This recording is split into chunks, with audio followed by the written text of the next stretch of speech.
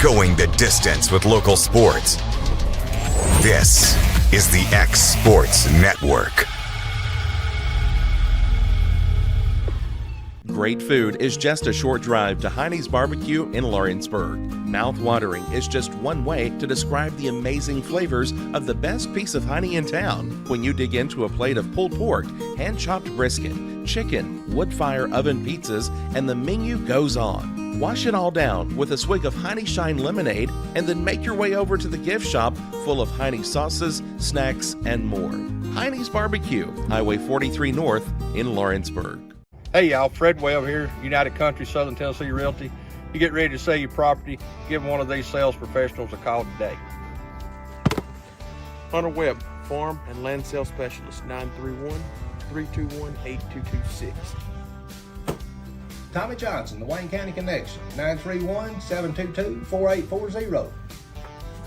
Tyler Webb, 731-438-2084. It's a slam dunk when you list with United Country Southern Tennessee Realty. Are you busy at home or at the office and can't get away for your favorite meal? Simply pick up the phone and call Wright's Delivery Service. Locally owned, locally operated, fast, friendly, and reliable. Phone 256-762-3031 or visit WDSordering.com. Hi, I'm Jody, owner of Sassy Southern Designs, located at 1294 First Avenue, right behind McDonald's here in Lawrenceburg. We carry ladies' clothing size small to 5X. We would love to have you come out and shop with us for the holidays. We get new arrivals in every week. And shop small, shop local. We love supporting our local families here in Lawrence County as well. So we hope to see you this holiday season.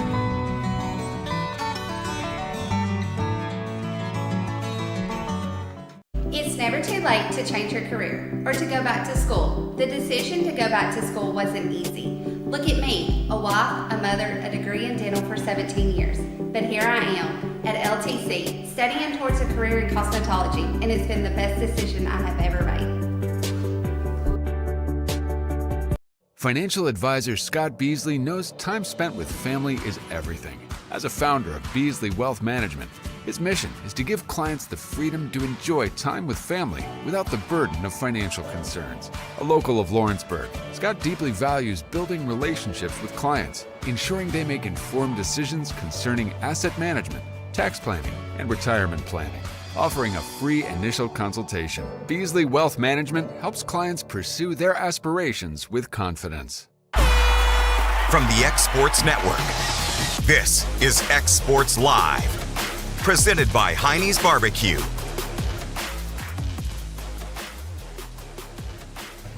And welcome here to xSports Live, brought to you by Heinie's BBQ. It's AJ Good here, joined alongside Dusty Kaiser. You know, our mics are working to start the show. For now. Are they working, Kevin? Yeah, they working. Nope. All right, Dusty, right off the get-go, go ahead. You know what you want to say. You want to gloat. I got to gloat a little bit. What about that old Missouri Tigers? Their D2 running back? Their D2 running back that had over 300 all-purpose yards against that top 25 defense. I love it. Poor Clint is. Clint, I wished he was here to hear it just to kind of get his facial expression, but I'll probably have to bring it back up when he gets here a little bit. Yeah. Well, because, they have another big game coming up this weekend. I'm going to say they lose by 30. Yeah, I wouldn't go that far. I think they're going to lose, but I don't think they're going to lose by 30. That's 4 touchdowns and an extra point, so they're, a field goal. Yeah. Well, I don't think they move the football. Yeah. If they couldn't run it against Missouri's defense, there's not a chance they're running against Georgia. Well, I think, Georgia's, they let Ole Miss. Ole Miss moved in on them. Missouri moved in on them. There's been other teams that's moved the ball on them, but. And Tennessee's the last 2 games, they've not been a second-half team. No, they haven't. So if Tennessee don't score in the first, it's kind of been an all-season. It has, thing, but except for Kentucky. Yeah. So if Tennessee don't move the ball, if they don't score in the first half, right? I don't know. Yeah. I think it gets out of hand. Yeah, it could be. I mean, I've been there before, actually twice when it's gotten out of hand with Georgia. Right. The very first UT game I went to was the Jake Fromm, Georgia, into the Butch Jones era Tennessee. Yeah, that was nasty. I think I've told you about that game. So funny in-law stories from that game, but I can't share them on air, obviously. But, I mean, well, you know, I kind of felt Tennessee's pain. West Virginia got off to a great start against Oklahoma. Dusty, they went down the field, 6 plays, 75 yards. Yeah. I'm thinking, we're about to hand the Sooners their 3rd straight loss. Here we are going to win number 7, outside shot of the Big 12 championship. Yep. Yeah, lost 56-20.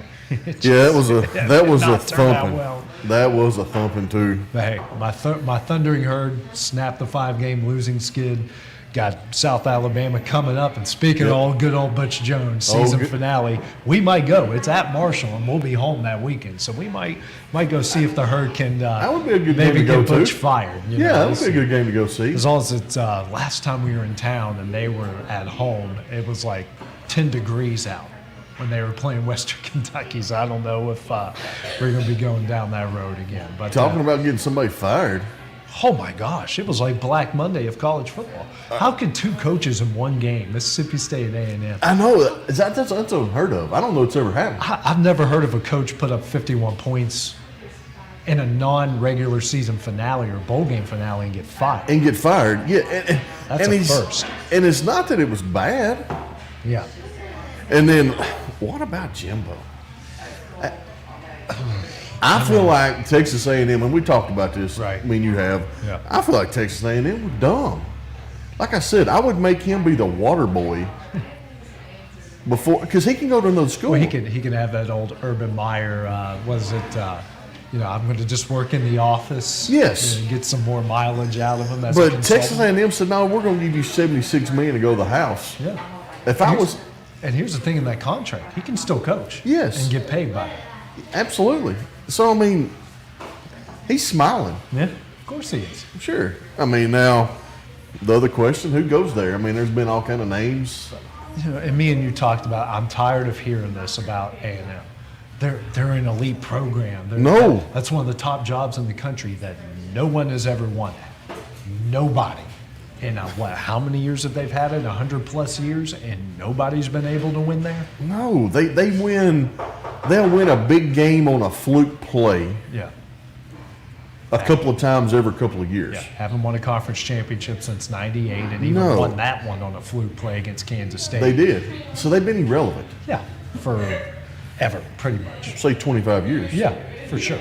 You know, and I'm you know, they're gonna go get Kiffin. Now we're seeing Dion's name. It don't matter. It doesn't matter. It doesn't matter. It really doesn't. You got all the money. I get all that. Yeah. But they're still number 2 in the state because you still got the Longhorns, which is now coming to the SEC. Oklahoma's got money. Tennessee's got money. Bama's got money. Georgia's got money. All this money. They all got money. And now, if they had won something, yeah, and if they were competing for an SEC championship every year, might be a different story. Right. But I don't care who they hire. Hire Kiffin from Ole Miss. I don't care. Yeah. He's not won anything. And he shouldn't want to leave there because he's got it good. No, the only thing that I would say Kiffin leaves Ole Miss for anything is that state contract in Mississippi. They can only sign 4-year contracts. So if he's looking to get that big paycheck, he's going to have to get out of Ole Miss to go get one. Right. But outside of that, he's recruiting there. They're not a bad team. They're in the top 15. Yeah. I mean, their 2 losses, Bama and Georgia. Yeah. Could be worse. It could be worse, a lot worse. Way worse. You could have been thumped by Florida. Yeah. I mean, it could be worse. Now, moving ahead to the pro game of it, I think the honeymoon with Will Levis lasted, 3 weeks? 3-week honeymoon, buddy, and it's over. And I think it cost me and you a parlay. It did. It did cost us a parlay. And, and I don't see any change. No. Derrick Henry had 11 carries for 34 yards. And it's not his fault. No, it's but not. When you're getting hit 10 yards in the backfield, I don't care how good of a running back you are. Well, it's the different philosophy between the Titans and, say, my team, the 49ers. What's the strength of that team up front on the offensive and defensive lines? They've got all pros on both sides of the football. Yes. Does the Tennessee Titans have all pros on both sides of the football? Negative. No. They don't even have a pro. Sometimes it seems like. I mean, maybe Simmons. He's about as good as it gets up front for them. But yes, it's the difference between the good teams and the Eagles. All pros on the offensive both and sides of the ball. Both sides of the ball.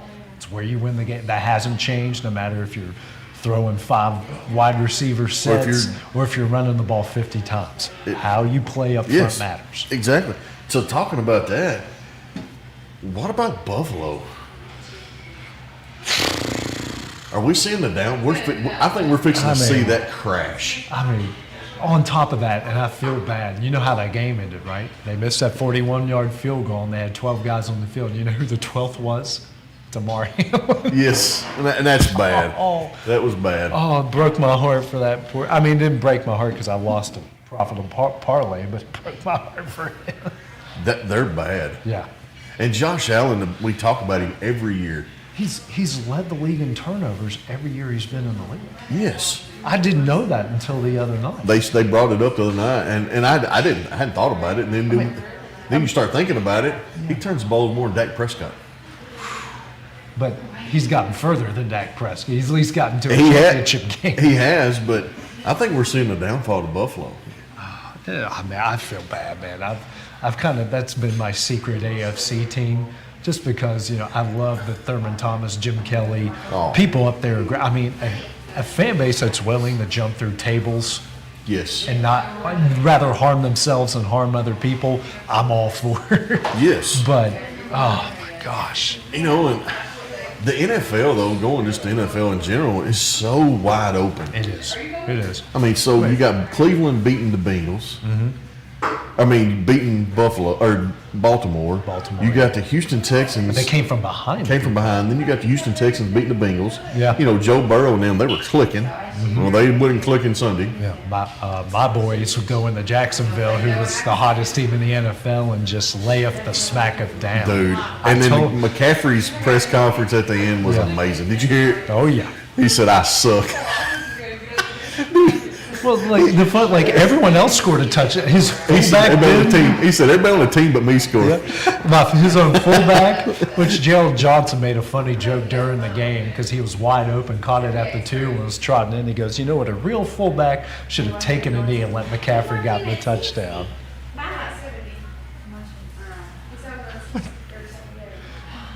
All right, so Clint, we're pumping the brakes. We'll wait till you get here. Well, you know what? Get on time, buddy, is all I can tell you. Get here on time. Clint will join us later. Yeah, he will join us later. But yeah, I mean, you're right, and we're going to find out. You got the Eagles and the Chiefs playing each other Monday night or Sunday night? I can't remember. Well, I got it right here in front of us. Well, tomorrow night's the Niners and the Seahawks, so we'll see who owns that division tomorrow night. Yeah, that game. Scroll at the bottom. I think it's Eagles It's Monday Chiefs night. Monday night. Ooh, and they got Kansas City favored 2.5. Should be fun. Should be a lot of fun to talk about. Also coming up, we got our first games of the basketball season. Collinwood actually is the first team in the area to play games. They beat Waterloo out of Alabama. Both teams won. I visited there today, and we got the Lady Cats and the Wildcats against Rogers. Loretto's girls and Summertown starts Saturday in a tournament at Cascade, right? Or just Kevin's just shaking his head. So and then the Loretto girls are going to start it. They have a Thanksgiving tournament that they're going to play, and the boys don't start till December because of football reasons and that sort of stuff. So, college hoops I do want to give a shout out here. Katie Criswell, Lawrence County product, got 19 minutes for UNA at Missouri last night, scored 5 points, and also Ainsley Burleson for Columbia State had 29 points in the game the other night. Wow, so that's awesome. Our local kids are that is awesome. Hooping it up. Katie went from one of the final ones off the bench to getting a lot of valuable playing time last night against an SEC team. So and Carly started 2 weeks ago for Alabama. Yeah, she's getting a lot of minutes. A lot of minutes for Alabama. So we got a lot of local talent in this area. We do. Absolutely. We do. And we're looking forward to seeing it tomorrow night, game against Rogers. So coming up next, speaking of, you got the Lady Cats, and they just got their food. They're like, God, really? They just got their foods, but they're coming up next here on xSports Live by Hinie's BBQ. Truett's Garage Doors in Leoma, Tennessee is your one-stop for new garage door installations for all commercial and residential buildings, plus they offer full service on all existing doors. Need a new garage door opener? Truett's Garage Doors has you covered. As an AMAR Gold and LiftMaster dealer, Truett's Garage Doors offers the best pricing anywhere in the area. A family-owned and operated business, Truett's Garage Doors has been helping Tennessee and Alabama residents since 1999. Call the pros today at Truett's Garage Doors, 931-201-6464. A local law firm respected throughout the state. Generations of clients have turned to Boston, Holt, and Durham since 1948. We assist individuals and businesses with their legal needs, including real estate, property closings, personal injury, employment discrimination, and family law. Our clients get the personal attention and convenience of a hometown law firm with the resources and ability to handle any case. Come see us at Boston, Holt, and Durham. Buying or selling a home has never been simpler or more professional than with Realtor Jacob Patterson guiding you through the process. Jacob is currently featuring this beautiful new construction property in Loretto, Tennessee, located near the Cherokee Hills subdivision.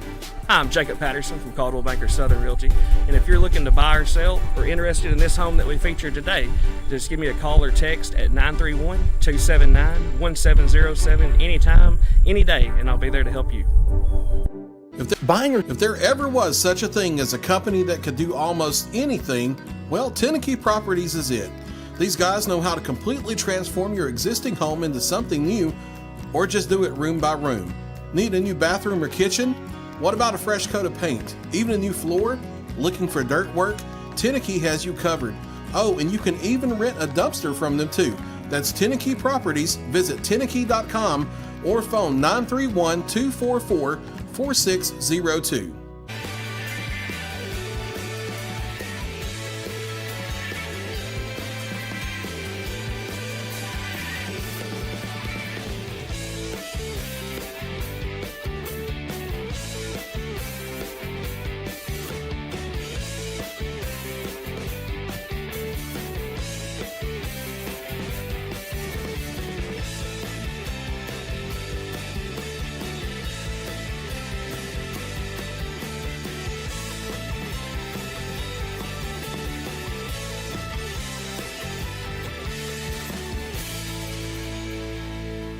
Great food is just a short drive to Hinie's BBQ in Lawrenceburg. Mouth-watering is just one way to describe the amazing flavors of the best piece of Hinie in town when you dig into a plate of pulled pork, hand-chopped brisket, chicken, wood-fire oven pizzas, and the menu goes on. Wash it all down with a swig of Hinie Shine lemonade and then make your way over to the gift shop full of Hinie sauces, snacks, and more. Hinie's BBQ, Highway 43 North in Lawrenceburg.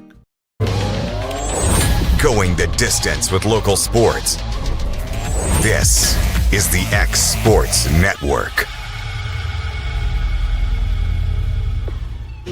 And welcome back here to xSports Live, brought to you by Hinie's BBQ, joined by the Lady Cat basketball team here. We got Cammie Pick, head coach Wendy Scott, JC Scott, and Sadie Grace Cole here joining us this evening. And guys, game day, 24 hours away. Or like 23 hours and 40 minutes away. Just how excited for all four of you guys here to get the season going? I'm excited. It's our senior year, and I'm ready to play. It came really fast. It was like taking forever, and then, of course, as a coach, 2 weeks is just not near enough time to practice, you don't feel like. But it's here, and we're ready. We're excited. Jason? I'm excited. It did get here real fast, but I'm excited to get this year going. Yeah, I'm ready to get started. You never think senior year is going to come, but I'm definitely ready. Yeah, absolutely. One person I know that's not ready for senior year is your dad, JC. Especially from Meet the Cats. And my mom too, I guess. I'm ready for it to start. I just don't want it to end. Over under, how many times has Jason Scott cried during the season? None. None? No, just that one time? Yeah, just that one time. He surprised us on that. Apparently, it just all hit him at one time. Hit in front of everybody. So, obviously, you guys been hard at work here these past 2.5 weeks or so. Just tell us kind of the progress this team has made so far. Well, I think we've made a lot of progress, especially looking back since summer. I mean, we are a whole new team. We're trying to get used to each other. We're trying to figure out who's in what position. There's still a lot left to figure out with this team, and we don't have a lot of experience coming back. We've got a few that got good experience last year, but we have a lot that's going to get a lot of minutes that have no experience. So it may take us a little bit of time to get things figured out and get everybody where they need to be to where it benefits the team the most. But looking back from summer until now, I mean, we have made tremendous progress. There's still a lot to be made, but we're making progress a little bit at a time. Okay. I think that we've done a lot better on defense, and execution is going to be a big thing that we need to be looking at this year. Jason. Yeah, she said it all really. Yeah, she did. But it's been a work in progress, but I think we've put in the work and we're going to continue putting in the work, and I think we're ready to get it going. Yeah, well, for sure the first 2 weeks of practice is like you lost the people from last year that were your main people, like your starters. So it's really just getting in the groove, figuring out how to play with each other, just like the basics. But yeah, we'll definitely figure it out.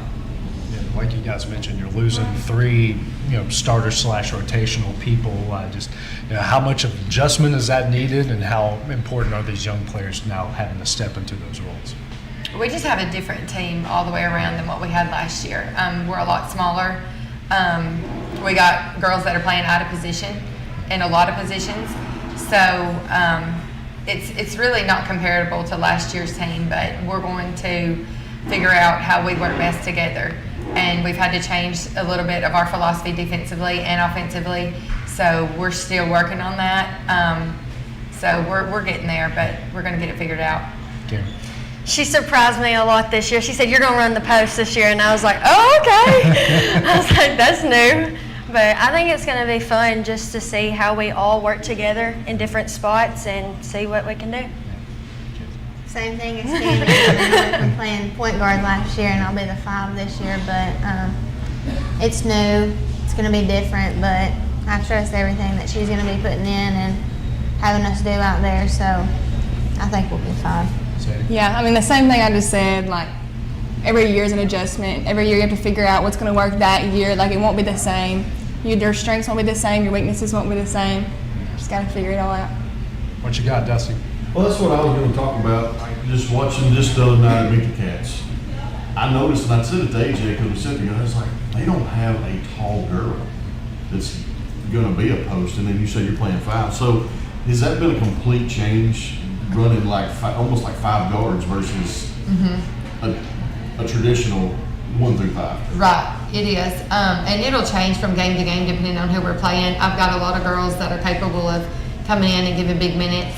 So depending on who we're playing and how we match up with them will determine what kind of defense we're able to play and how I rotate the players and rotate the ones on the bench. So and we're coming along. A lot of our players that didn't get good experience are going to get better and better with games. And I just think for some of them it's going to take that game experience to just get used to it. I mean, I've got several that, and last year a lot of our games were so close, I didn't get to get a lot of the younger ones in like I wanted to.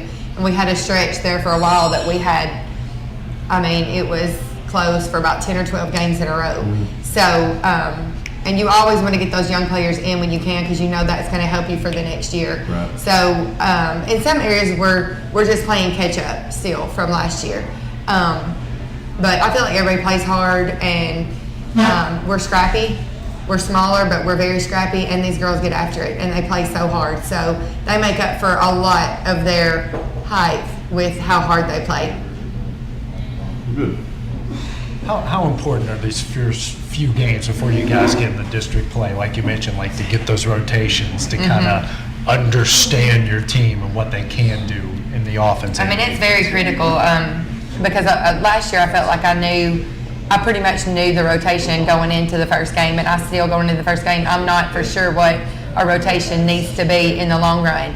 So it may change every game from now until we get to district play. Just like I said, figuring out how we work best together, and we're going to have to puzzle this. It's going to be like a puzzle piece trying to figure out positions and who's going to play point guard and who's our post and how we're going to rotate in to where we don't lose ground. That's the main thing is when I bring people in off the bench, we can't lose any ground. And so it's still, I'm not exactly for certain how that's going to play out. And like I said, we're going to have to get in the game and see how everybody does.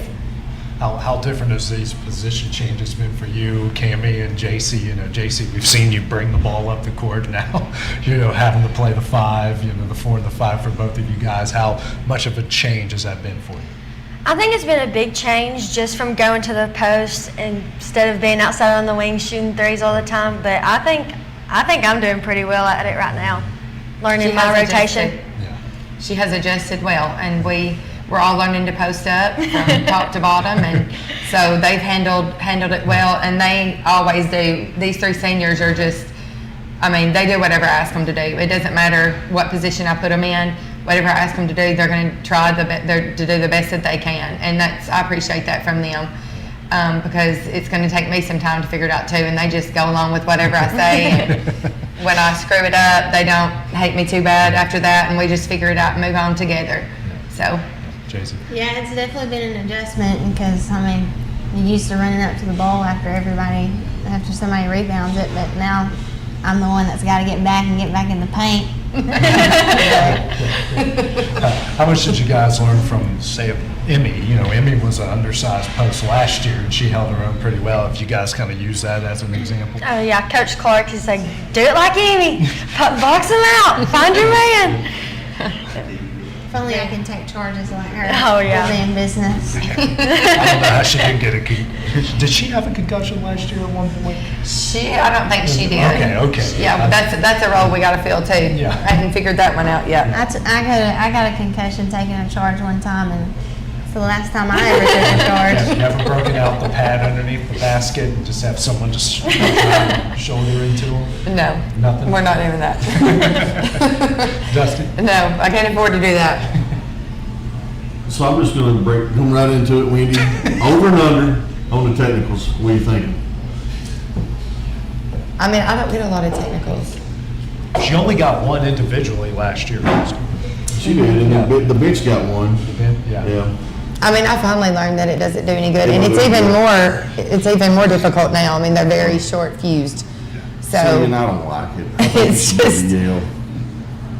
And then we got some guy standing back here. Yeah. Sitting in the back, he likes to yell too. I try not to. Just don't act like him.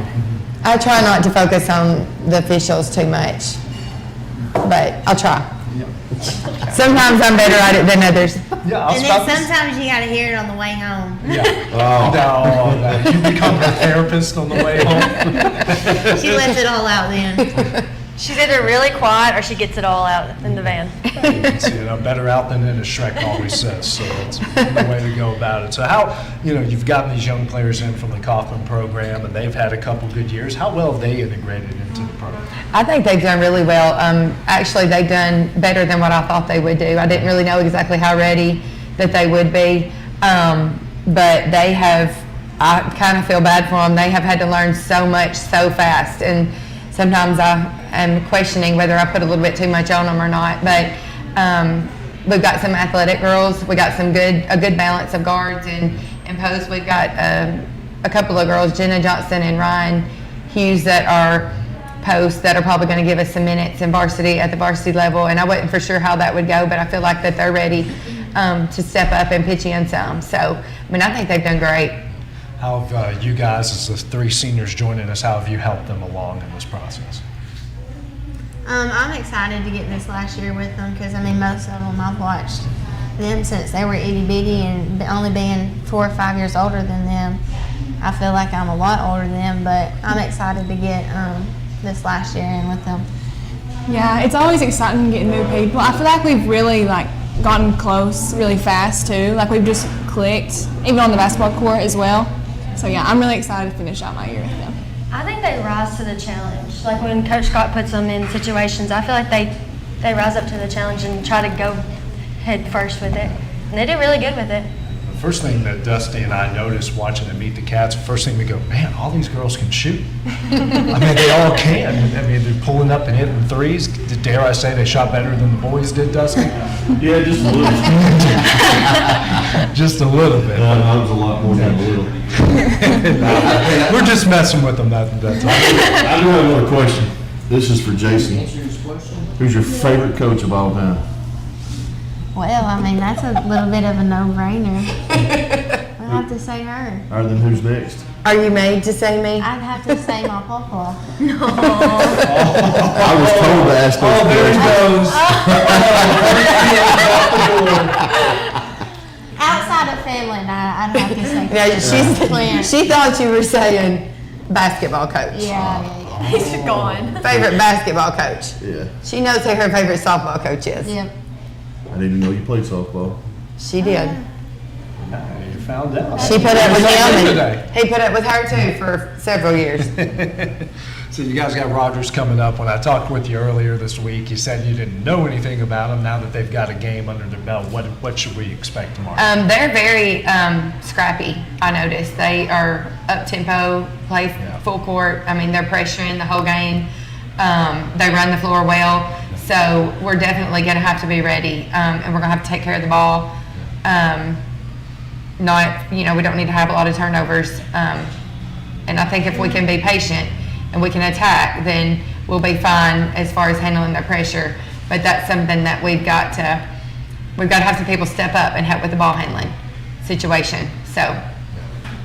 And obviously, just how important is this week for you guys in the development? Obviously, you got the Rogers game coming up, and you got Wayne County after that. Kind of a pretty two tough teams right off the get-go. It is. Just how important are these two right off the get-go? It is. I mean, I think that's how you get better, is scheduling good competition. And sometimes you don't really improve until you are in that situation. And we don't really have any choice but to get better if you're there and you're playing. So, I mean, I love playing games. I feel like it benefits you in the long run, especially playing tough competition.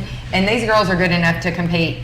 We just got to figure out that we can and start believing that we can and being in those situations. I think they saw that some this summer. We had some games that we lost, and then we also beat some teams that, were really good. So it just depends on how we approach the game, and we got to be ready every game. We got to be focused every game. We got to play defense and rebound every game. And there's just not really any games on our schedule that we can take for granted. We've got to be ready every time we set foot on the floor. Same question for you three as well.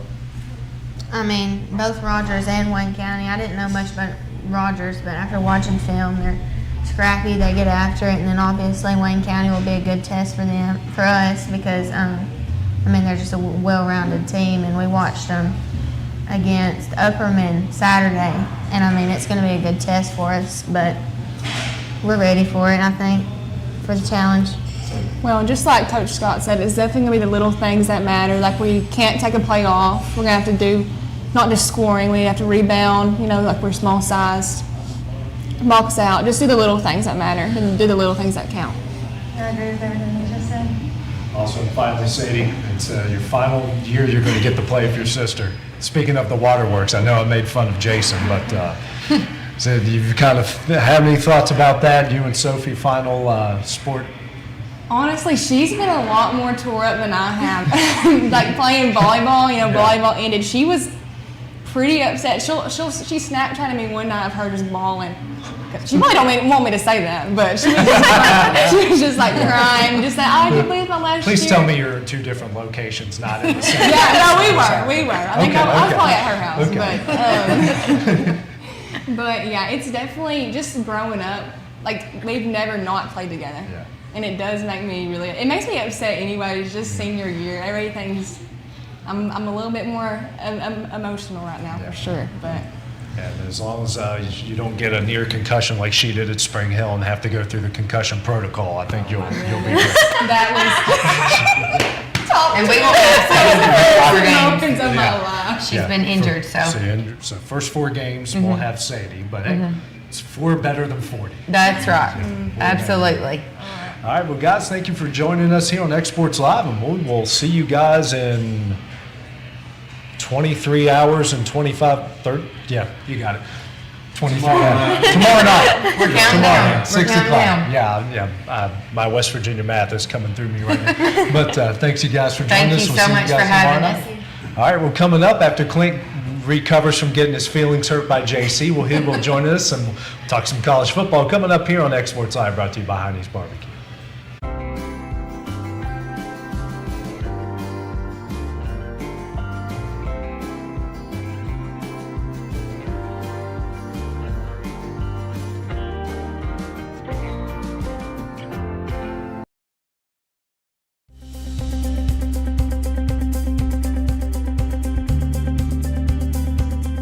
Arctic Air keeps your home or business comfortable. For more than 20 years, we provided outstanding residential and commercial services through Southern Middle Tennessee. Whether you need assistance with your heat, air conditioning, preventive maintenance, or anything in between, trust our reliable team to get the job done. We'll take the time to figure out your specific needs and recommend what we believe is right and best for your situation. We've been using Arctic Air for over 15 years now. Their service is great, they're here when we need them, and their prices are competitive. They take the worry out of the heat and air so I don't have to. Arctic Air. When you need us, we'll be there.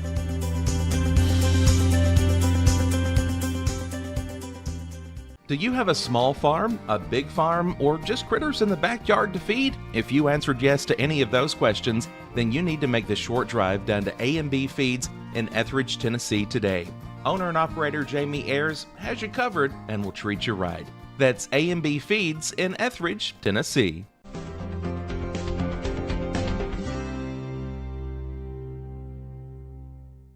Got a dent, a ding, a scratch, or a bent fender? Major or minor, Car Country Collision Center in Leoma can fix you up. Car Country works with all insurance carriers, gives free estimates, can work on foreign and domestic vehicles, and has experience you can trust. They've been in business since 1990. Unfortunately, accidents happen, but you can get your car back on the road with as little hassle as possible with the help of Car Country. Call 931-852-4708 or stop by at 2567 Highway 43 South in Leoma.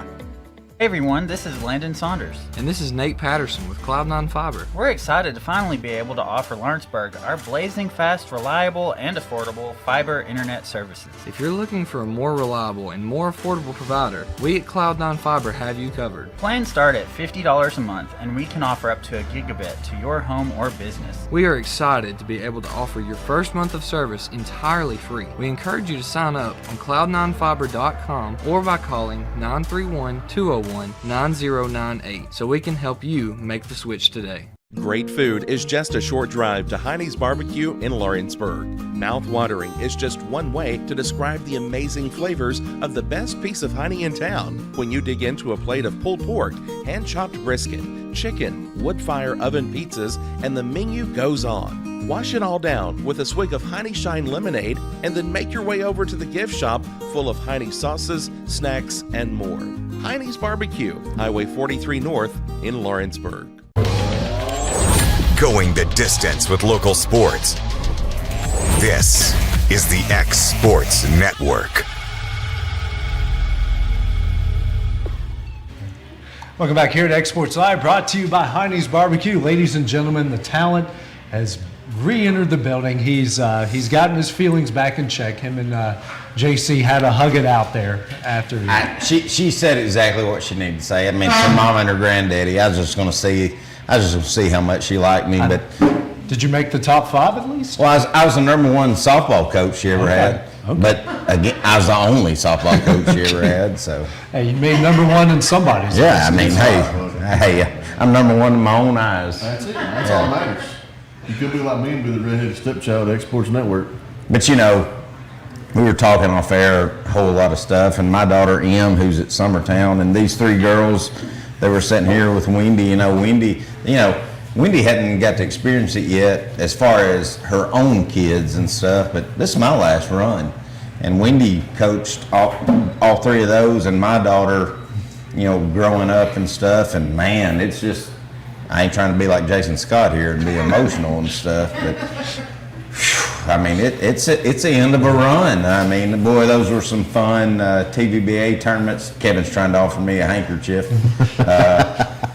But I mean, it was some fun runs in TVBA and AAU basketball and stuff to watch for years, and it's over after this year, and man, it's tough to stomach.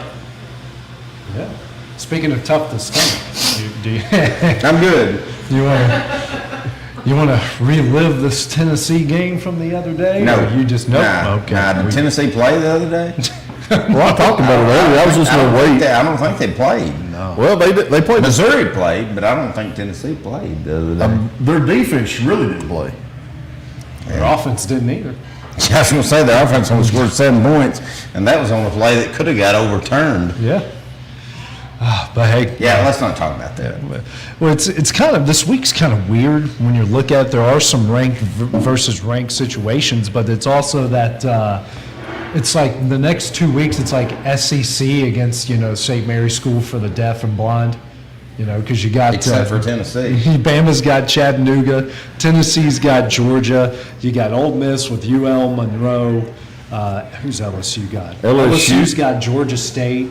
I mean, even Florida's, no disrespect to North Alabama. It's cupcake week unless you're Tennessee. Kentucky is, I guess you could say, yeah, but that don't. It doesn't mean anything for either one of those teams. Right.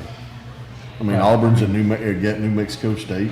Well, listen, I don't know if y'all. New Mexico State's playing for the Conference USA title. Well, I was. Listen, I heard y'all talking a little bit about it, and I sent that text. But if I'm Tennessee, I'm playing Joe Milton this week against Georgia, and I'm taking this butt whipping we're about to get. And then Vanderbilt and whatever bowl game we go to, I want to see Nico. Because after this week, it's Nico's team. Yeah. And that's what I want to see. Yeah. And I think that's what all Vol fans want to see. And I hope that's what Josh Heupel wants to see. Now, I'm a believer in Josh Heupel. I mean, you look at his record, and if you'd have said when we hired him, that's what we'd be right now, I think every Vol fan across Tennessee would have took it. But look, I mean, what's Joe Milton playing for after tomorrow? Do most Tennessee fans, did they kind of come into this year knowing it was a transitional year? No, I don't think so. I think most people, I mean, y'all heard me. I predicted Tennessee to be at the end of the year, be a top 10 team. Yep. Now, I didn't think we'd lose to Florida, and I didn't think we'd lose to Missouri.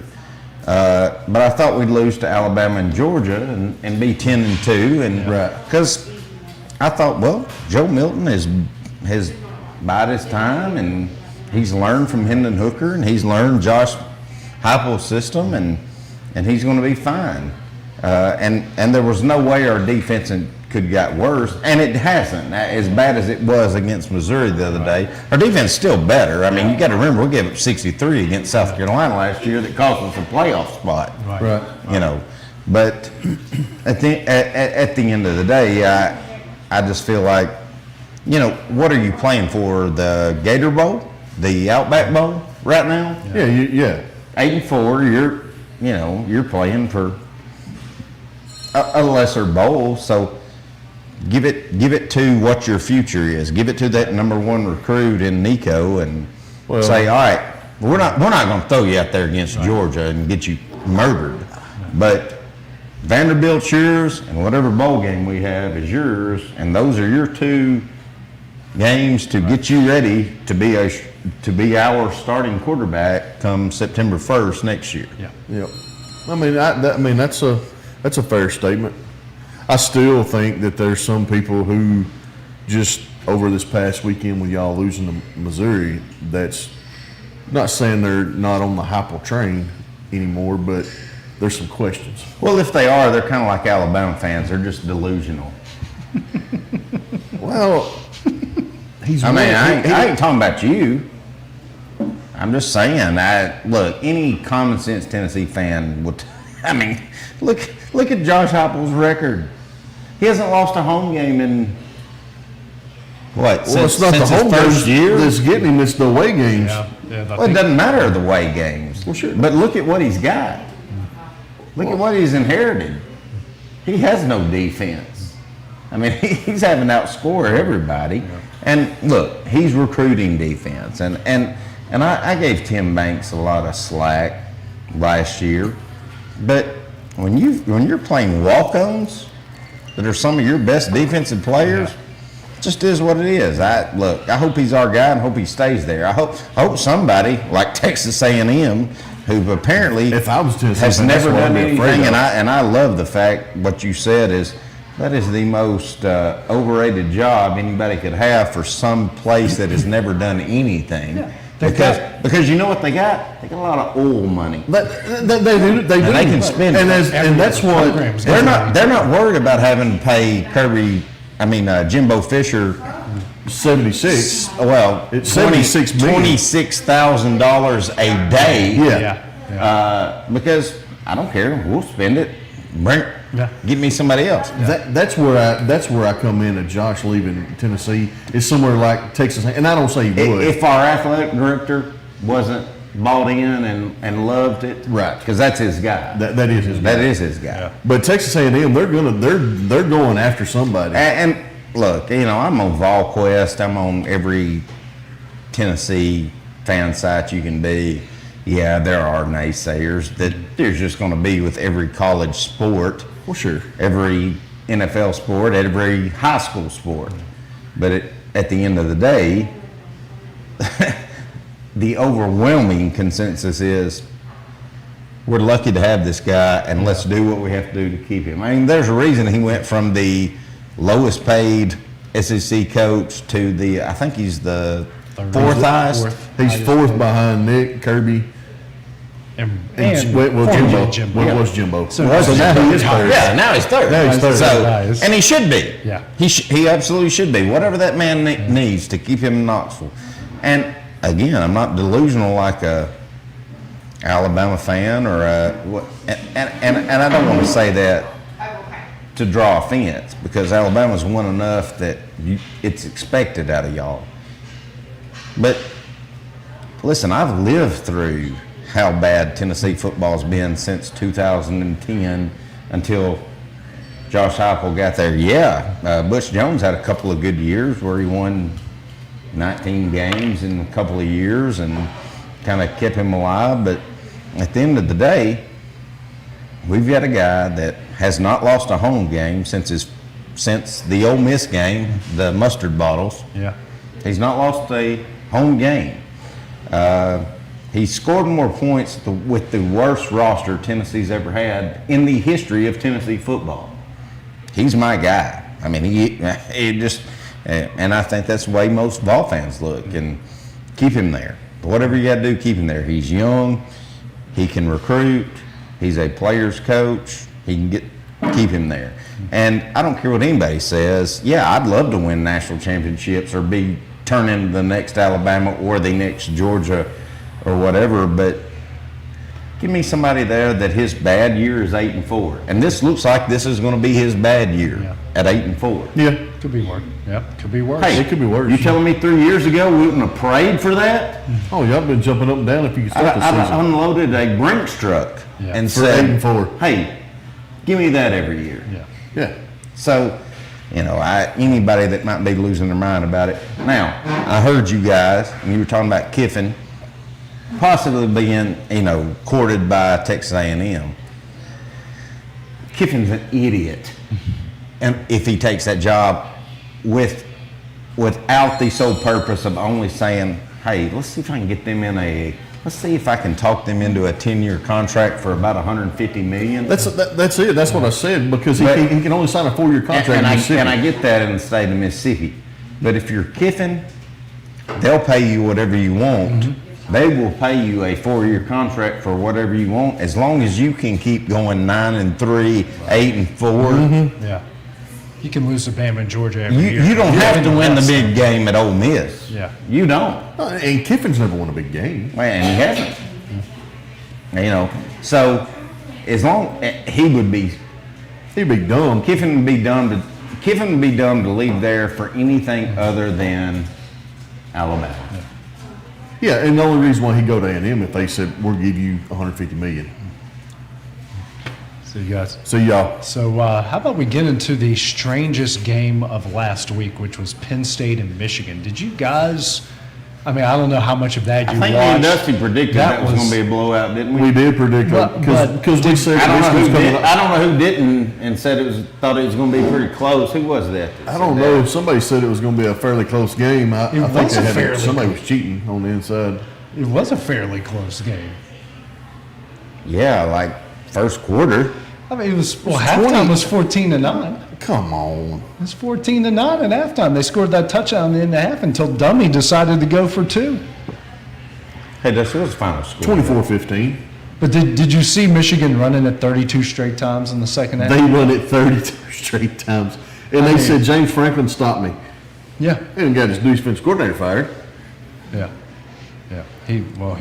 Well, I think more of that has to do with James Franklin and his offensive philosophy than it has to do with his offensive coordinator. So the last guy that he had, offensive coordinator that he had there, that he gave full autonomy to was Joe Moorhead.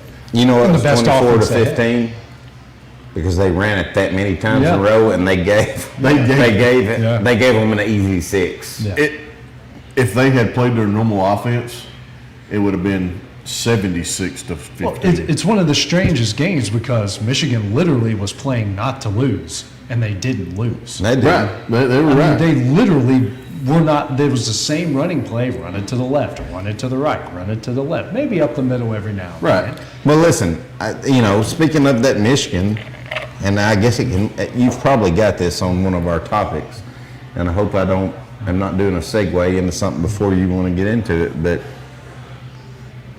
I have to apologize, and I have to just admit I was wrong. I think last week I said nothing's going to happen to Jim Harbaugh. They're going to slap him on the wrist, and he's going to set out the very next day. He's going to set out 2 or 3 games next week. Well, I was wrong. I was wrong. They're fighting I hard. mean, it's a lawsuit against the Big Ten. That it's brought against, but Jim Harbaugh's out. He's done. And now he may get to coach in the playoffs. I didn't see that happening. Yeah, I sort of knew something was coming down the pike. I thought maybe a game or 2 suspension. I didn't see the rest of the regular season plus the Big Ten championship game, which they still haven't clinched that spot. They haven't. Yeah. But you know what? They may be better off to lose to Ohio State and still get in. Yeah.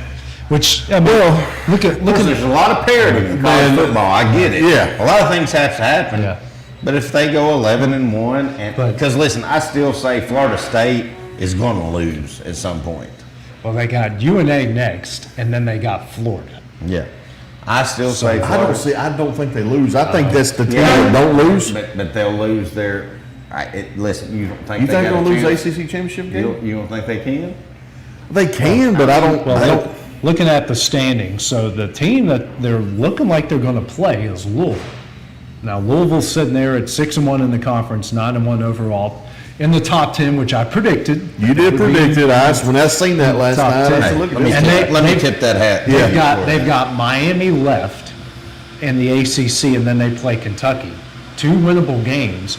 Even though this week has kind of like that weird feel to me because we've only got a handful of ranked versus ranked games, but only one of them is going to have any playoff implications, and that's Washington and Oregon State. I mean, in Washington, and the other one is Tennessee, Georgia, that doesn't have any bearing on because Georgia conference or playoff. Georgia could lose and still win the SEC championship, still go in the playoff. But Washington, if they lose that game to Oregon State, which 100%. That's not a bad loss because they're ranked 11th and they're almost in the top 10, like I said they would be, but not the tip, not the. Well, he sure is bragging on himself. How many times has he said that? Listen, twice with 2 different teams. I'm just pointing out what my top 10 was. Just pointing it out. But anyways, they can lose that game, beat Oregon again, still get into the playoff. Them and Oregon are on a crash course to get in there. Texas is at Iowa State, which Texas has never played well there. Bama's got Chattanooga, Florida State's got UNA. This week just has that weird, there's nothing really jumping off the page, which is always the week something happens. You're right. That is the week where something crazy happens. A team that's in contention loses. Yeah. Well, I hope it's Tennessee beats Georgia, but I don't think it's going to be. Yeah. I don't think that's the game that happens. Yeah, I think it's Oregon. Yeah. I think it's Oregon getting up for that. Yeah. Because as we said last week, yeah. This gauntlet that Washington has been on, I mean, that at some point it's got to catch up. They're underdogs to Oregon State.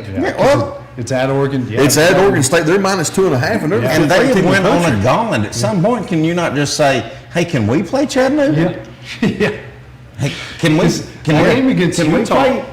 play Tennessee Tech? Yeah, that game against Utah. That looked like that was going to be whoever had the ball last won, which Washington had the ball last and they won, but they shut out Utah in the second half, which they haven't done that to anyone all season. So that defense has shown some sort of improvement, but they're underdogs at Oregon State on Saturday night.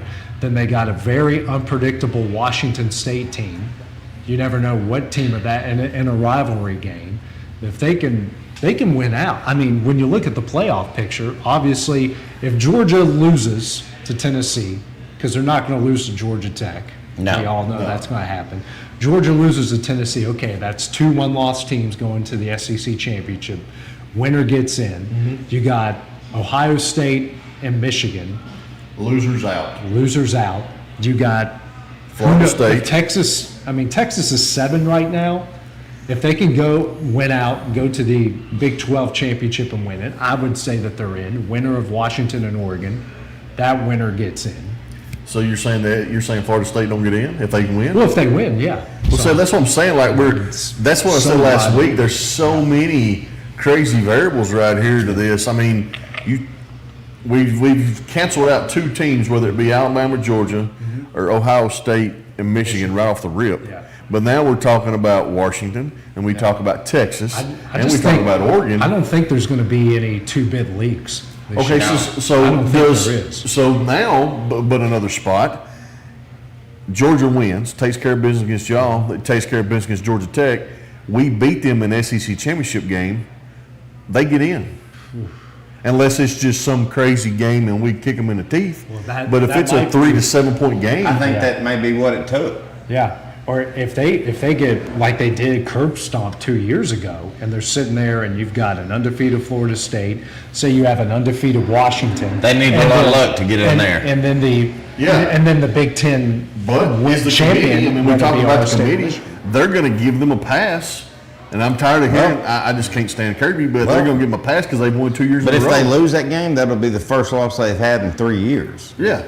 How do you keep them out? How do you keep them out? You're right. Undefeated Florida State. You got an undefeated Big Ten champion and an undefeated Pac-12 Like I said, I don't think Florida State will be undefeated. And they may not be, but that goes against everything that the committee has said. When you have all your conference champions win, and one of them gets left out just because Georgia lost, and you see what I'm saying? Yeah. I get it. I get it. Yeah, I get it. I think you're kind of right about Florida State because they've been kind of dancing on that. I don't know what kind of rabbit's foot they've got. Every game's a possession. And that's why I think I wish I had their rabbit's foot every time I check my bank account. I'd be a millionaire. But I'm just saying, I mean, they're on. That's their destiny, I think, is to get there. Well, but that's all they'll do is get there. Well, yeah, they'll get their head kicked in once they get there.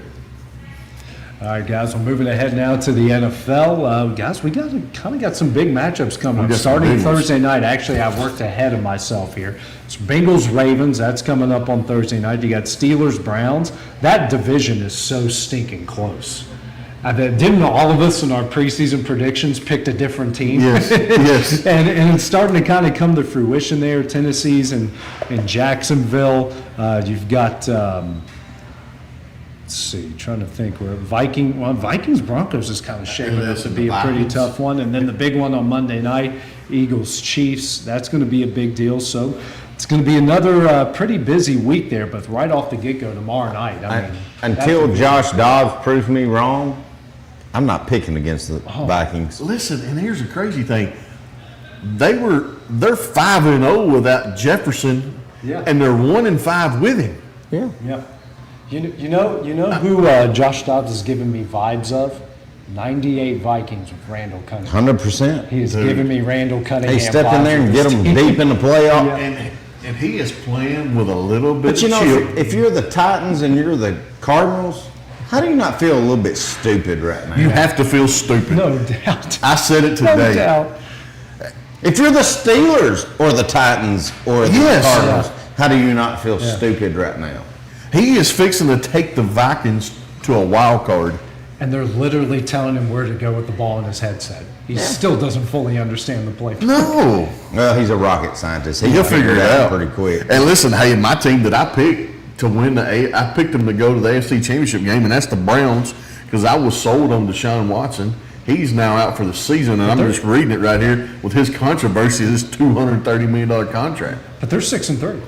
But that defense is incredible. That defense is legit. It It's is incredible. But I mean, they're not going to go nowhere with them. They're back. I mean, it's not happening. Well, they're back up now. Well, it was Tennessee, but they're back up, beat the crap out of the Titans. Speaking of changes, the Raiders 2-0 without Josh you know what. That just shows what culture change can do. Yes, it does. And, I mean, they look like the Jets defense is really tough.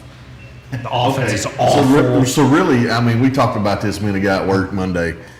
And just think about it. If Aaron Rodgers was 100%, that Jets team's undefeated.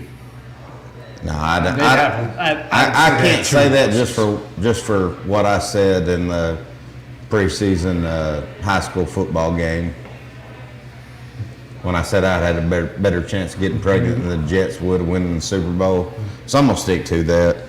He says he's playing, and he said he'll be back in the 1st of December. I got a better chance of getting pregnant than he does playing 1st of December. But hey, our Lions pick is still looking pretty good. I think everyone was pretty high on the Lions. They're at 7-2. We already talked about the Bills meltdown and how that both cost us parlays. And I heard y'all talking about it, but I just kept, I keep watching sports shows. I keep watching everything, and everybody's so high on Josh Allen. I thought, I don't know that I couldn't have less turnovers than Josh Allen does. He's led the league in turnovers every year. Jenny looked at me. He turns the ball over more than Dak Prescott. 100%. And you have to really let that soak in. And Jameis Winston. Yes. It's really bad. And then I'm reading right here. I got to pull it up. They did fire their offensive coordinator today. Yeah. But when Josh Allen says he takes it personal, it hurts. I just think McDermott's the next one gone. I told him I think that team's in. They've got too much talent, too good a team to keep faltering like they do. I mean, the last 3 years. They're not going to make playoffs. No. Well, the big one though, Monday night, guys, Eagles-Chiefs Super Bowl. It's going in Rematch. Kansas City. I'm going with Philly. I'm going with Philly too. I don't think it's the same Kansas City team. No, I think it's not, guys. They don't have that speed that they used to have. Nope. The defense is still pretty good, but well, listen. Here's my thing. Kansas City's got all the hype, and they're riding a wave, but they've looked suspect. Let me tell you what Philly's doing. Philly is trying to prove a point. Yes. They have listen, I think that Kevin Byard trade they got was fantastic. I think they've got one of the hard-nosed offensive. I think they've got the best offensive line in the NFL. On top of that, 2 of the best running backs in the NFL, and a quarterback that just ever since he lost his job at Alabama just keeps proving me wrong. And I think it's personal. I think for Philly, it's personal. It is. I think you're right. I think Philly's one of those that goes into that game and says, we're not losing this game, and we're not losing another one. No. And they've took it personal. The whole team has. 100%. From the coaching staff down to the water boy, they've took it personal. I get it. And you've got leader. We see a lot of these good teams don't have leadership on the field. They've got leadership on both sides of the ball. Yep. And it's not just one person leading that offense. Not just Kelsey being the center, or not just Jalen being a quarterback. It's all across the board. Yep. And I think they've got the best wide receivers group in the league. Not to mention the Titans' best wide receiver. And we talk about 49ers defense, and we talk about Cleveland's defense. Philly defense ain't bad. That Philly defense, listen, if you score over 24 on them in today's NFL, you've done something. Mm-hmm. Yeah, they've got a few tests coming down the road, but right now they are. I think we're going to see it. It's going to be an all-out game Monday. Yeah. And they're not going to leave anything behind. And finally, a Thursday night, Monday night, Sunday night game that's actually worth watching. Yes. Because the rest of them have been duds. Well, like you said, I think I said it last week. I said, boy, don't you feel like all these providers are like, geez, why don't we book all these games preseason? Yeah. And I get the Jets. You would have had Aaron Rodgers, and the Jets would have been hard to handle. Yeah. So I give them that one, but all the rest of them, you're like, my God, why don't we book all these for prime time? Exactly. Panthers, Bears. It's awful. It's awful. What a terrible But real quick, what about, I seen a stat about Russell Wilson. Mm-hmm. Everybody says Sean Payton's on him. We're going to bench him. We're going to send him off. We're going to do whatever. He's threw more touchdowns this season already than he threw last year. It's not Russell. He's not. There's been moments where he didn't look like Russell Wilson. Right. It's not his fault. Right. I mean, the whole. They talk about the Dolphins game. Last time I checked, he wasn't back there playing defense. No. Right. When they hung 70 on him. Yeah, he wasn't whiffing on tackles or getting beat like he stole something on defense. No. And they're favored to win this weekend. Awesome. Well, coming up next here, final segment of the show, Guys and I will reign, and also what's also our other segment there, Dustin? Are you kidding me? Are you kidding me? It's coming up next here on xSports Live. I'm Mike Keith, and my friends at Elliott Johnson Insurance have a great partner in Auto Owners Insurance. Auto Owners makes it easy to get life, home, car, or business insurance. Let Elliott Johnson Insurance find the Auto Owners policy that makes a difference in your life. Call Elliott Johnson Insurance at one of their 3 locations, Florence, Loretto, and Lawrenceburg. Elliott Johnson Insurance, moving forward for our clients every day. Employee Resources Credit Union is an easy solution to banking, offering a personal, simple, yet modern way to bank. When you bank with ERCU, you are a shareholder, meaning you own a piece of the pie. And we make it easy with the convenience of digital banking, with service you won't find at another financial institution, including low to zero fees and incredible rates. We have the technology you need with the personal service you deserve, right here in your own neighborhood. Employee Resources Credit Union, not for profit, for service. For decades, First Class Charter has provided high-quality motor coach transportation services to the Tennessee Valley.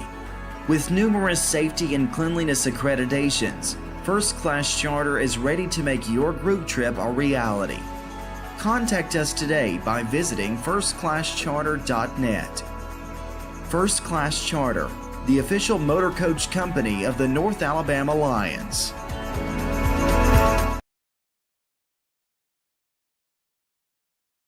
Flooring sets the tone throughout your home. For flooring that makes the right first impression, start by choosing us, Floored by Justin. A one-stop flooring destination. Our new location stands alone for unequaled customer service and selection. Owner Justin Story's mastery of custom hardwood inlays means every room can have a custom look. Discover how the right choice of hardwood, laminate, carpet, or tile can set the tone in your home. Contact Floored by Justin today. Hey, this is Phil Hooper. Get the look you want for your favorite school, church, or business with apparel from HD Ink Screen Printing in Leoma, Tennessee. Got a logo you need embroidered or screen printed? Let HD Ink give you the professional look that sets the bar in today's world. We do fundraisers and custom designed apparel and so much more. Call today, 931-201-2961, or come see us at our new shop located at 26 Ingram Road in Leoma. Remember, HD Ink for the look you want and the look you deserve. Great food is just a short drive to Hinie's BBQ in Lawrenceburg. Mouth-watering is just one way to describe the amazing flavors of the best piece of Hinie in town. When you dig into a plate of pulled pork, hand-chopped brisket, chicken, wood-fire oven pizzas, and the menu goes on. Wash it all down with a swig of Hinie Shine lemonade, and then make your way over to the gift shop full of Hinie sauces, snacks, and more. Hinie's BBQ, Highway 43 North in Lawrenceburg. Going the distance with local sports. This is the xSports Network. And welcome back here to xSports Live, brought to you by Hinie's BBQ. Final segment of the show. First, we're going to start off with our Are You Kidding Me? Dusty, what you got, man? All right, AJ, my Are You Kidding Me is kind of going to go in my rant. And it is, no, I'm going to back up. I'm not going to do them 2 different times. So Are You Kidding Me is a stat I sent you last night. Mm-hmm. All these people trying to compare Mac Jones to Tom Brady. Mac Jones has lost more games already in his career at Gillette Stadium than Tom Brady lost his whole career there. But the whole kicker to that is it's Belichick. Mm-hmm. I think it was always Brady. Yes. Not Belichick. Hey, did y'all see I don't know if this is appropriate for xSports Live, but did y'all see the the videos that they saying it's Bill Belichick doing the walk of shame. Have y'all seen that? I haven't seen that. I mean, it's amazing because it's like in the slums of Boston. Yeah. I'm like, it sure whoa, does look like him. Whoa. Sure does look like him. Because I know that guy can afford some upper class. Yeah. Actually, I think his house is in Foxborough, like in a really nice There's a neighborhood. video of him walking out, shirtless. Someone that looks very close to him. And like rummaging through his keys to go find his car and leave. You know, here's what on a ring camera. I think it's real. All right, so I shouldn't have brought that up. That's not something we need to talk about on our local sports show. It's a funny video. Yeah, so that's my Are You Kidding Me? I got you. You go ahead. I don't have an Are You Kidding Me? My Are You Kidding Me is Joe Milton, really. You can throw it out of the stadium, but you can't hit a 15-yard out route. You can't hit a wheel route. You know, I know first of the year he was trying not to run the football to prove to people he was an NFL caliber quarterback. Old buddy, you better be getting in line with some of the top high school coaches or college coaches that you got favors with, because the best you're going to be in football after this year is in the coaching profession. Yeah, he won't play in the You're not going to be playing. No. You might go to arena football or European football and can sling it. Yeah. But he can throw it the length of the field there. But you know, I already said that earlier in the show. I don't want to see him again after the Georgia game, and that's basically just because I don't want Nico to get murdered. Yeah. Well, my Are You Kidding Me is today the NCAA, there's a postseason waivers out for James Madison, Jacksonville State, and Tarleton State. James Madison undefeated. They're in the top 25. In the top 25. Jacksonville State, who's had a great season and could play for the Conference USA Championship against Liberty.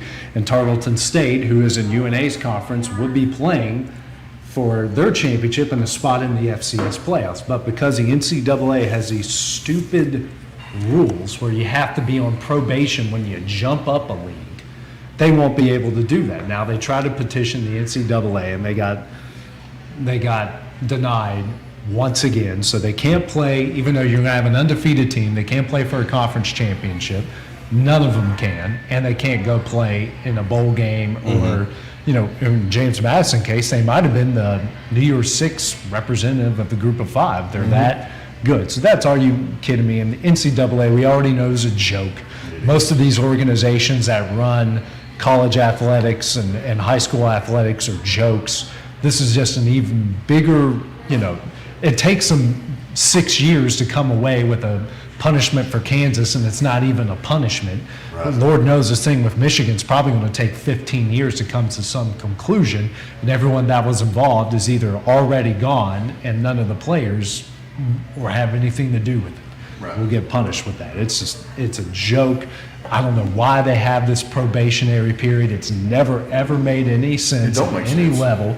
Most of the time when they jump up a level, they're expected to get crushed. So why in the world do they have these stupid probationary periods? Right. If they're good enough to get there and get that far and be that good, let them be that good. It's just stupid. I hate it. Along with a lot of things in the NCAA. All right, Dusty, time to rant, man. All right, my rant, and y'all are going to get tired of it this year, and I'm starting early. I talked about it. Is it LeBron again? No, that should have been Mario. I will never get tired of the LeBron. It is about the NBA, though. Okay. Did y'all see what Draymond done last night? Did you see that video? No. We're talking about a minute into the game. Yeah. Klay Thompson and someone else got Klay Thompson. They get tangled up. The ball they get tangled up in transition. Klay gets his jersey ripped off. Draymond grabs Rudy Gobert in a rear naked choke. Right. And I mean, when I tell you rear naked choke, I'm talking about we're full blown UFC. Had him tapped out. Oh, AJ pulling it up. I was supposed to pull it up while I was talking. I don't know why. Well, he's trying to. Right there. Yeah, I got you. Yeah, got rear naked choke. Anthony Davis. See, that's what he's doing right there. Scores a goal. Yeah. The ball falls. Guy gets the ball under the net, and Anthony's still standing there. So the guy comes up on him. Anthony just gives this guy a heave ho. shoves him plumb out of bounds. He lands over by the base of the goal. For no reason. And every Lakers fan and every Lakers player, Anthony Davis, you're not braiding your hair because you're playing with fire now. Guys, when did the NBA have to get so, I mean, we're talking about just plumb stupid rough. Right, yeah. I mean, I get it. You're going to get chippy. There's going to be some hard fouls. We've talked about it. We've seen it. I don't have a problem with it. But why is Draymond, and here's the thing, he does it every game when Steph don't play. Well, listen, we've talked about this before, and to your point, I think Draymond is probably the only player in today's NBA that could have played back in the 90s. Probably.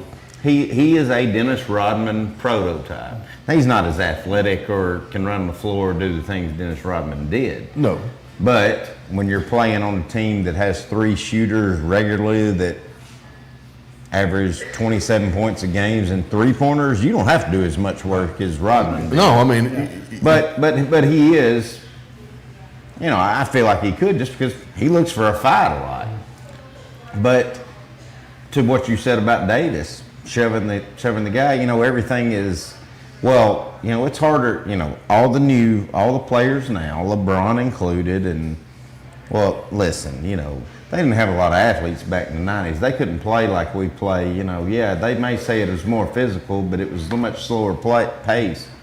If Davis did what he did the other night, last night, Charles Barkley, say he did that against Barkley. He been spitting his teeth out. Yes.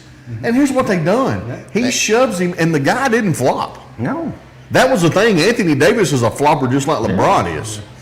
The dude he's just laying there on the ground holding the ball. I think he was in shock. Yeah.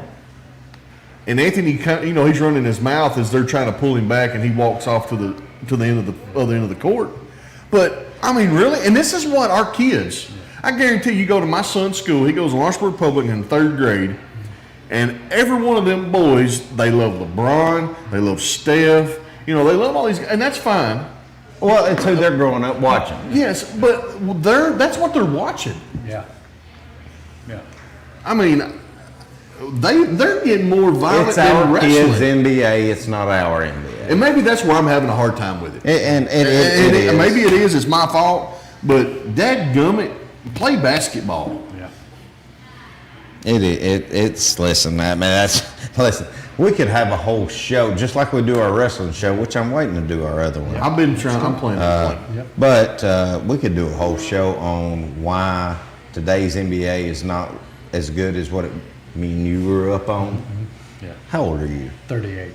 All right, as good as us three grew up on. Because you're, I mean, yeah, you're younger than us, but you ain't that. He ain't that much younger than us. He's still the baby. Yeah. So. You know, we could do a whole show on it. It's just a shame, I guess, because you know, you talk to people and they're like, I hate the NBA. I hate the. I'm passionate about it. I love it. I do too. But I watch it in the playoffs as much as I don't like who's in the playoffs. Exactly.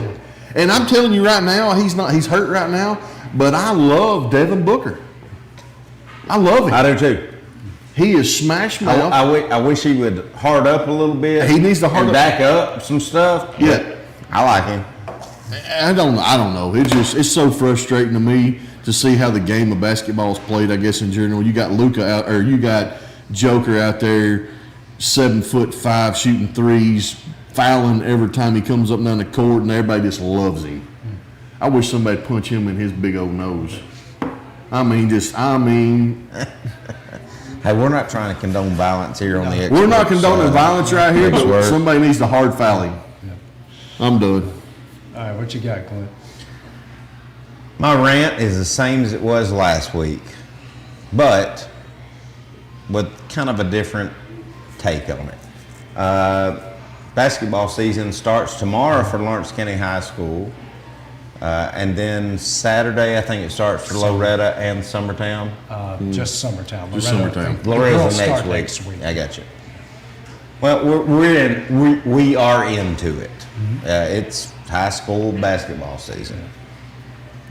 And, you know, you've got some schools that are rich traditionally. You've got some schools that are not ever very good. I'm calling you out, TSSAA referees and officials.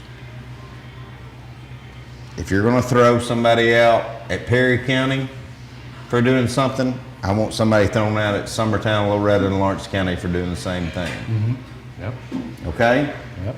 If we're going to find somebody, let's find everybody. Let's be consistent. Let's be consistent. Let's figure out what the ground rules are and let's do it. If this is the way we're going now, as I'd said, all right, let me change my rant. My rant is, we've got to defund the police that happened a couple of years ago. We've got all these issues and stuff. Let me tell you something. The same way you fix the police corruption problem is the same way you fix the officiating problem. Absolutely. Yeah. You make that a job that there is a waiting list for people to go on. Yes. Okay? Because you pay them so good. Yeah. And you train them so well that they have a lot thicker skin. Yeah. That they want to do their job well. We just talked about it. That they get up and want to go do that job. Yeah. And so that's what I want to see this year. It's my last run. So officiate. Now, you're probably not going to hear from me anyways because I'm going to be in the booth. Now, don't get me wrong. I've been known to throw my headset off and run downstairs and either chew my daughter out or 3 officials out. I can't say that won't happen this year, but if it does, hey, toss me. I won't leave, but I'll go upstairs where you won't see me. But I want to see how this goes. I do. I want to see how well this works. And my main rant that I'm trying to get across, and I know y'all have a very important meeting coming up, but to the TSSAA, when this doesn't work, I think you need to start looking at the fact that, hey, maybe we need to make this a job where it's worth people's while to drive an hour and a half to call a high school football, basketball, softball, baseball, soccer, volleyball game. And just, hey, if we hear stuff, we're just going to put up with it. Yeah. And that's okay. Unless it crosses a line. But we're going to make sure we do better than what we're doing. Right. That's my rant. And I'm going to say one thing about that, and we'll all agree, I think. That's part of the sport. That's part of the fan base. It's been a part. Listen, listen. One of my favorite barbershop stories. Wendy was just here. Her old granddaddy, Max Hartsfield, longtime TSSAA referee, and Hewlett Smith, Pawpaw that I call him, but Hewlett Smith, longtime referees here from Lawrenceburg. And one of the funniest stories you'll ever hear is they're over in Collinwood one night when Lawrence County's playing at Collinwood, and they're calling that game. And the girls' game just went rough as a cop. Now, this is back in the late 60s, early 70s. And it just went rough, Well, this big old redneck, probably your size, maybe 4 or 5 inches taller, with overalls on and nothing under it, because it's Collinwood, walks out half court, and he just stands there like this. And they're getting ready to start the boys' game. And Max Hartsfield walks up to him and he says, hey, listen, fella, you're going to have to get off the court. We got to start this ball game. And that guy says, hey, won't you make me move? And so Max walks up to Hewlett, and Hewlett said, well, what'd he say? He said, we're going to have to play this game around him. He said, and that's what we did. He said, eventually, finally, some people from Collinwood came and got him off the court. Now, I'm not saying it needs to go that extreme. That guy needs to be put in jail. I want to see the video of this if there is. That would be amazing. 60s, 70s, I doubt there is. That would be amazing. But I'm not saying let's go that extreme, but let's understand where you are. Let's understand if you're calling a Summertown Loretta game, it's going to be intense. Crowd's going to be a little loud. Yeah. Yeah.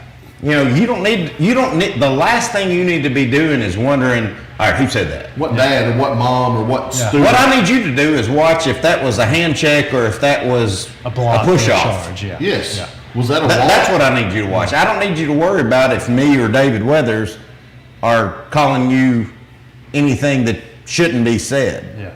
and that's not nothing toward David. That's nothing toward me. It's just the first thing that popped in your Well, head. I'm just saying, it just is. That's Summertown dad and Loretta dad. Yeah.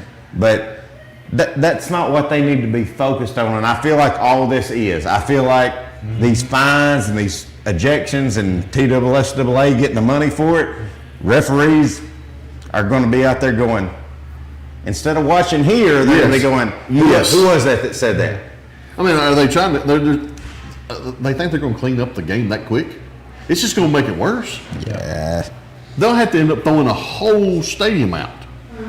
If you go to a Summertown Loretta game, there won't be a lot left. I mean, the student section will be gone by the first quarter of the girls' game. Oh yeah, they'll be done. The student section will be over. That's my rant, and I went on like 4 or 5 rants. So go ahead. No, it was a good rant. It was a good one. You expanded on what you started a week ago. I can evolve. That was a good part too. That was a really good part too. Well, my rant I know it's not sports related. It's actually church preacher pastor related, and we're getting. I know this.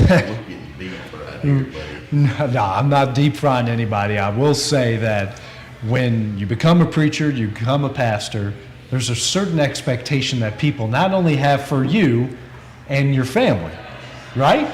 Am I not the only one that thinks that? And I think a lot of people think that. So when either you or your family go out and do something and it gets back to your church, it's your responsibility as that person to handle the issue in your family. That's right. Now, it's not one of those, I'm not going out and reciting Bible verses here, or, going to those certain passages and, you got to crack the whip or whatnot. But if your family is out there acting up and acting a fool and doing stuff they shouldn't be doing because, hey, we live in a small community, that's eventually not only going to get back to your parishioners, that's probably going to get back to your leadership as well. You should probably take care of business. It shouldn't just be something that's laying on your heart. Be an adult.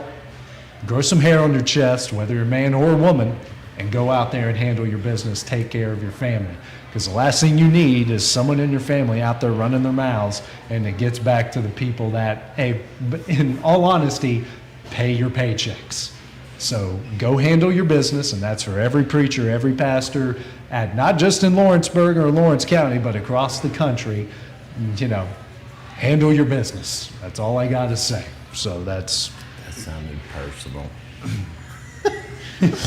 It's not personal. It's not any. Hey, I got you back. It didn't affect me. Nothing of this affects me. It's just something I've been thinking about. Hey, I got you back. Past couple of weeks, and I just think that through certain people need to understand that it's just like becoming a head coach.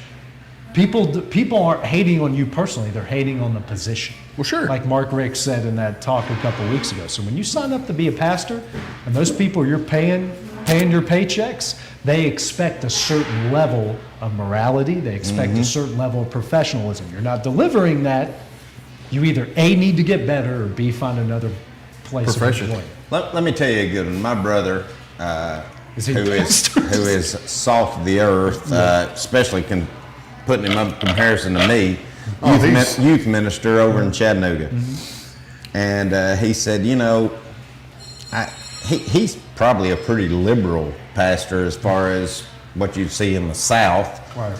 But he said, it was always funny to me and my wife, and we would be out eating at a nice restaurant or somewhere that might serve alcohol or something, and he'd walk into a place and there'd be a whole table full of people you go to church with, and every one of them have an alcoholic drink around them.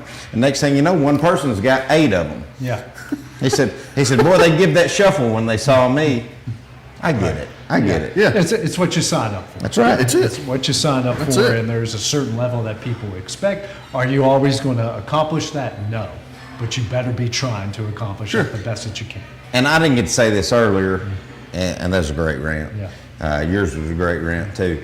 But you brought up Mark Rick. Yeah. I hate Georgia. I hate Georgia. I may hate Georgia more than I do Alabama. Because that's the SEC East opponent for years and years. I just hate Georgia. Kind of how I feel about and I ain't the biggest fan of Mark Rick. Kirby Smart. That's who you brought. But when he brought up when he said in that press conference. Yeah. When he said, well, I've heard people say, you know, the SEC's down this year and they're not that good. Call our commissioner. Come down here and get you some of this that you think's down some. That's big stuff. I instantly started really liking that guy for saying that. Yeah, and that's huge. Yeah. All right, well, that'll do it for xSports Live here tonight. So for Dusty Kaiser, Clint Brazier, I'm AJ Good. We're going to obviously be off next week because of Thanksgiving. So here in 2 weeks, we'll be back here at Hinie's BBQ. And also for our producer extraordinaire, Kevin Wright, we'll see you guys in 2 weeks. Going the distance with local sports. This is the X